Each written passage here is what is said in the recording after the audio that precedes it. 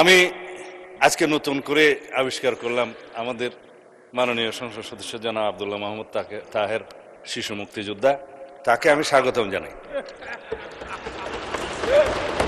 আমাদের সম্মানিত, আমি সবাইকে সম্মান প্রদর্শন করতে কসুর করি না মাননীয় স্পিকার। আমাদের মাননীয় বিরোধী দলীয় নেতা নিজেকে শহীদ পরিবারের সন্তান দাবি করেন, সেটা আমার ভালো লাগে। কয়েকজন মুক্তিযোদ্ধাও ওই পারে আছে। আজকে ইতিহাসের একটা ফয়সালা করে দেওয়ার মতো একটা বিষয় আমি মনে রেখেছি, যদি সময় পাই। এটা নিয়ে আর কখনো বিতর্ক হওয়া ঠিক হবে না। মাননীয় স্পিকার, মহামান্য রাষ্ট্রপতির ভাষণের উপর যেহেতু বক্তৃতা রাখছি, ধন্যবাদ প্রস্তাবের উপরে, মহামান্য রাষ্ট্রপতিকে ইনস্টিটিউশনের প্রধান হিসেবে ধন্যবাদ এই জন্যই জানাই যে 2024-এর 5ই আগস্ট থেকে 8ই আগস্ট পর্যন্ত এই রাষ্ট্রে সরকারবিহীন অবস্থায় যে রাষ্ট্রের অভিভাবকের ভূমিকা পালন করেছেন, সেই জন্য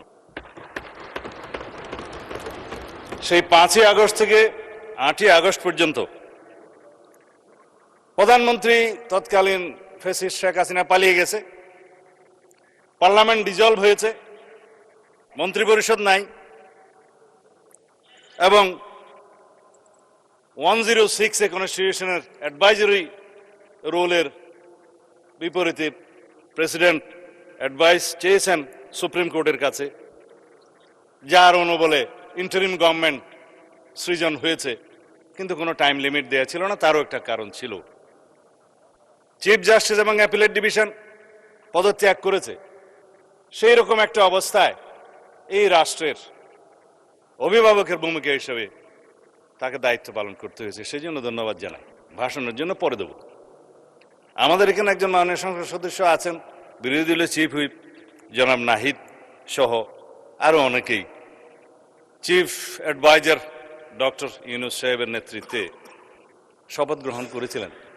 রাষ্ট্রপতিকে তখন তারা স্বীকৃতি দিয়েছে। মাননীয় স্পিকার, এখানে যখন বলে যে 2024-এর ইন্টারিম গভর্নমেন্ট, আমি আসলে কিছু কথা বললে হয়তো অনেকে অন্যভাবে নিবে।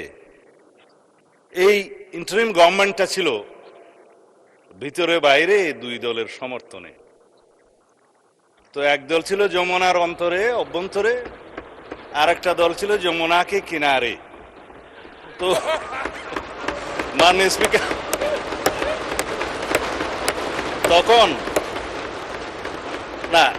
তখন তারা এখন বলতে পারে যে আগে কি সুন্দর দিন কাটাইতাম, এখন নাই। আমি এই ভাষায় বলতে চাচ্ছি না, আগে যা ভালো ছিল তা হঠাৎ করে এখন মন্দ হলো কিভাবে, এটা স্ববিরোধিতা। মাননীয় স্পিকার, এর বেশি বলতে চাই না। আমার নতুন দলের নতুন বন্ধুরা নতুন বন্দোবস্তের নতুন রাজনীতি করছে, পুরানো বন্দোবস্তের আদলে। জুলাই যোদ্ধারা আওয়ামী যোদ্ধার সাথে সাক্ষাৎ মোলাকাত করতে যায় চট্টগ্রামে, আমি বলতে চাচ্ছি না, এটা আমার বলা ঠিকও না।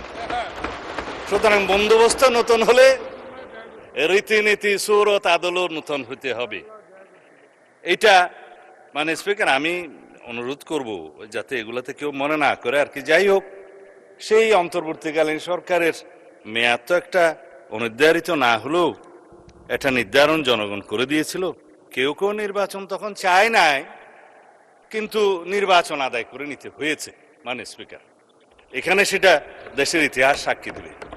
তো সুতরাং ওই 4 দিনের সরকার, 4 দিনের দুনিয়া। তো এখন বলতে গেলে যে ও उम्र दराज मांग के लाए थे 4 दिन, 2 अर्जों में काट गए, 2 इंतजार में, তখন খতম हो गए। তো এটা হচ্ছে শের, আমার কথা না। এখন আমি বাস্তবে আসার জন্য বলছি, আমরা একটা গণতান্ত্রিকভাবে নির্বাচিত সরকার, একটা ঐতিহাসিক নির্বাচন হয়েছে, সারা বিশ্ব স্বীকৃতি দিয়েছে।